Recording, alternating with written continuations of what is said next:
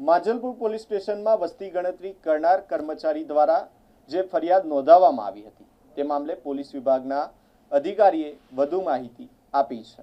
ગત 20 જૂનના રોજ માંજલપુર પોલીસ સ્ટેશનમાં એક ગુનો દાખલ કરવામાં આવેલો છે, જેમાં ફરિયાદી છે રિંકુબેન ડામોર, જેઓ આંગણવાડી કાર્યકર તરીકે નોકરી કરે છે અને વસ્તી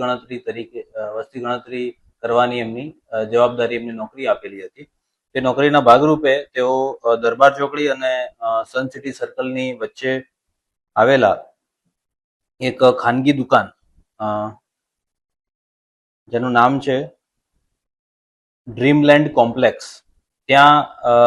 એન્જલ એન્ટરપ્રાઇઝ નામની દુકાન નંબર 23માં જ્યારે વસ્તી ગણતરી ની પ્રક્રિયા માટે ગયેલા ત્યારે ત્યાં હાજર એક વ્યક્તિએ, અજાણ્યા વ્યક્તિએ તેમની સાથે ગાળાગાળી બોલાચાલી કરેલી અને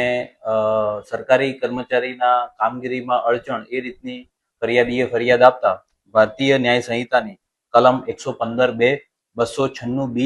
અને 221 મુજબ ગુનો નોંધી હાલ તપાસ કરવામાં આવી।